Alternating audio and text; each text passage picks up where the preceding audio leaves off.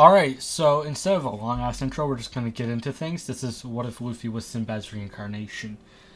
So, the way the power system will begin to take effect in this world is that the ancient artifacts, which would hold the Jin from the dungeons in the time of the Magi, nobody understands their powers except for Roger's crew, since Roger's the only person in the last 2 millennia who have been able to use these artifacts. And yeah, so all that's going to work like that. The Haki and Devil Fruits are both going to be powered by Magoi in the root. Luffy still does eat the Gum Gum fruit. However, he doesn't lose his ability to swim due to the love the world has for him, which goes in line with Sinbad in Sinbad's Adventures, the anime series at least, and that's what I'm just going to go off of for this. So, let us begin. So, one day Luffy is walking around the village thinking about when he's going to get to take to the seas, go on his great adventure. And so he heads into the bar where he spots Shanks and his crew. He ends up talking to them and they get along pretty well. And it goes on like that for a few days where he keeps coming back to talk to Shanks' crew. When eventually some bandits come in.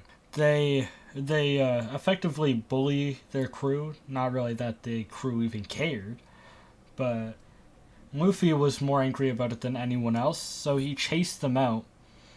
And that's when they took him out to the water to try and feed him to a sea king. Though, when they toss Luffy into the water, Luffy swims away really fast due to the fact that he's naturally an insane swimmer. So, Luffy then gets back to shore before the Sea King will attack him because the Sea King decides to focus on the bandit for the time being. Which in turn means Shanks does not actually lose his armor in this go. Luffy, when he gets back to the shore, Shanks is there and he grabs him. He's like, "Are you an idiot or something?" And hits him on the head. And Luffy is like, "Don't you care about your pride?" crying. And Shanks is like, those rotten bandits would never destroy something as precious as our pride. That's why we didn't attack them. Shanks can see how visibly confused Luffy is about that, but Shanks explains that he'll understand one day when he grows up. And Luffy is like, okay. And we're gonna skip to when Shanks is leaving. Shanks is setting sail and he decides to give Luffy a straw hat. He's already on the water and he looks back at Luffy. He's like, "Here, take care of this for me and bring it back to me someday." And he throws a straw hat to Luffy, where Luffy catches it and then puts it on his head. We shall skip again to when Garp throws Luffy to the mountain bandits to grow up with Ace. Luffy and Ace actually, they meet, but they're not getting along. Ace starts glaring at him while Luffy just smiles. Luffy asks Don Don, "Hey, where's my food?" And she explains that he will have to hunt for his own food as long as he lives there. So, Luffy goes out for his hunt when he comes face to face with the bear. The bear swipes at him, and as the attack is coming towards Luffy, he sees a flash of his previous life. And his instincts begin to kick in where he dodges the attack. Luffy spent a lot of time fighting this bear, but inevitably he did win the fight. Throughout the next couple weeks, he decides he's staying out in the woods and he's going to practice fighting other beasts, other animals. And so, eventually, he falls asleep, and throughout that night and throughout the entirety of the next day, he doesn't wake up. What's actually happening is he's going through this excessively long dream, which is just him basically reliving his previous life, regaining all of his memories, and things like that. And now that Sinbad's personality is in the same body as Luffy's personality, their mentalities begin to fuse into one. Luffy becomes slightly more mature, not saying that Sinbad's anything like mature, but Luffy also becomes slightly more intelligent. So, we will continue. Luffy opens his eyes where he sees all the mountain bandits around him, and they're like, oh no, Garp's gonna kill us, we let his grandson get injured. When Luffy looks at them, he's like, what's going on? Why are you guys here?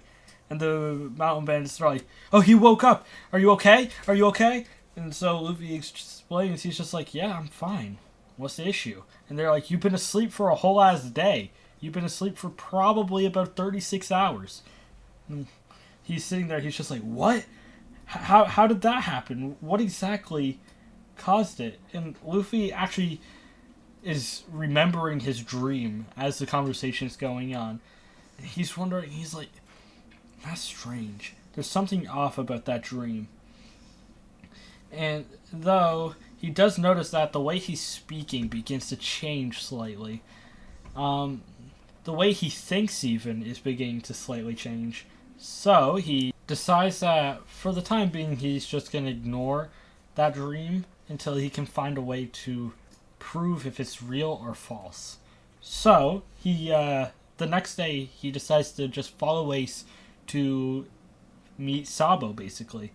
And when he meets them, he's just like, "Yo, what's good?" And they're surprised. Ace is like, "How'd you follow me without me noticing?" And he's just like, I just walked behind you. I wasn't doing anything special." Ace is like, "Impossible. I would have noticed you." And Luffy's like, "Clearly not." So anyways, a few of the bandits, they come up to Ace and Sabo because Ace and Sabo had stolen from them. So the bandits tell them, "We're going to take you and we're going to sell you just for a punishment for what you did." So Luffy's like, "I can't let that happen." And he instinctually begins to attack them. But he doesn't understand where his techniques are coming from. He's like, "I haven't trained a day in my life. What is happening?" And and Luffy spots something very interesting. He looks at the leader of those bandits and he sees the sword. And he's just like, "That's the same sword that was in that dream of mine. This is the only way to find out if I was truly dreaming or if there's just something different about this." So Luffy ends up beating up all the bandits until they run away, but he takes the sword from the leader. And Luffy, he's just like, "I'll talk to you guys later," to Ace and Sabo, and they don't know what to make of it, but they want to know more about him because there's something off about Luffy to them. And Luffy just runs into the forest, and that's when it becomes nighttime. He's looking at the sword, and he notices a marking on the side of it, and he's just like, "This has to be it. It's the same marking that was on the side of it too." So, in accordance with this dream, he says, "It's me, Sinbad. Summon yourself before me, Ball." And Ball is in the sword, and he's shocked, and he comes out of the sword in a smaller, a canine form to speak to Luffy, because Ball is like, how would he know this name? And Luffy, he's sitting there, he looks at Ball, and he's just like, "So, was that dream real then?" And Ball understands what's going on. Ball understands that Luffy is Sinbad's reincarnation, and he's beginning to remember things from the past life, but he had no way to prove them until just now. So they begin to speak. Ball explains to Luffy that most likely he is the reincarnation of Sinbad, the person that he saw in his previous life.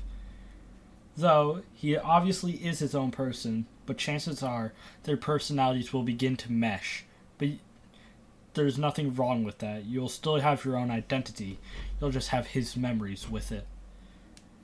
And so Ball decides to explain everything from the beginning to the end for Luffy. He explained how the pirate era began, that Sinbad himself had been dead for 2 millennia, or 2,000 years, and there's only 4 great dungeons left, who just so happen to have all been conquered by Sinbad during the time he was alive. He explains that nobody understands what Ru or Magoi is, even though it's completely what powers devil fruits and Haki. So he explains that, and he also explains what the Void Century is. Anyways, after that long conversation, Luffy ends up just falling asleep. And that's when the next day comes, and he decides to explain to Ace and Sabo that there's just something off about the sword, and he was just examining it all night. And that's when he says, this sword has magical powers. And they're both shocked, and that's when Luffy stands there and he yells, Battle Arc Lightning, when a lightning strike comes down on a tree, destroying it. It basically evaporated that tree. It was gone. Not even a speck of dust left. So, Luffy offers to teach Sabo and Ace hand-to-hand combat due to the fact that they're not very good at defending themselves due to the fact they can't fight. And they both decide to take Luffy up on the offer because they would have been kidnapped by the bandits if it wasn't for Luffy being there. And for the next few years, they train, they hang out, they become brothers. Sabo ends up leaving, though the whole Celestial Dragon thing doesn't happen in this time of events. He just ends up at the Revolutionary Army anyway. And then a few years later, Ace decides to set out on his journey and ends up joining the Whitebeard Pirates. And after that, a couple of years later, Luffy sets out on his own. Everybody's saying goodbye to Luffy. He ends up able to avoid sinking in his little boat due to the barrel, and he hopped in it when he ends up on Alvida's ship. They roll him into the storeroom, which is when Kobe is examining the barrel, and he pops out, surprising Kobe. Kobe screams, which causes other pirates to notice and come down into the storeroom. They see Luffy, and he asks, what ship is he on? And they explain that he's on the Alvida Pirates, and he should be scared. And he looks at them, and he's just like, you're not really a priority. Knocks him out, and then he looks at Colby and he asks, what is your dream? Colby is like, I want to be a Marine someday. And so Luffy is like, there's no time like the present to begin on that journey. And so he heads up to the top deck of the ship, where he looks at Colby and says, today I will free you, and tomorrow I will help you become a Marine. And so Luffy looks at them, and he says, today I'm going to make a little kid's dream come true. And then he points his sword up into the sky, and he yells, Battle Arc Lightning. And the giant lightning strike comes down into the ship, shattering it. That's when him and Kobe hop on a small boat, and he begins to take them to Shelltown. So, as they're on their way, Luffy looks at Kobe and he explains, when we get there, we're not going to be able to stay together. If they see you with a pirate, they will probably think you're with that pirate, and you'll begin losing chances to be with the Marines. So, when we get there, you have to leave. And Kobe is like, thank you for everything. And Luffy is like, it's no problem. You were in my path for a reason. And so, our paths will most likely cross again. And they dock and they part ways. Luffy ends up near the Marine base, and he looks in and sees a guy tied up on a couple sticks. Which is when the little girl looks up at him, and she's like, he's only there because he tried to protect me and my mother. And Luffy asks exactly what happened, and she explains that they were being mean to her and her mother, and Zoro basically asked them to leave. And then they threatened them and said if Zoro didn't stay out there for like 7 days or 2 weeks, something like that, I forget what it is. Maybe it's a month, who knows. That they would kill them. And Luffy, he's enraged. He's pissed. And when the little girl is about to ask him to see if he could save Zoro, she looks back and he's gone. And she looks back over at Zoro and his ropes are cut.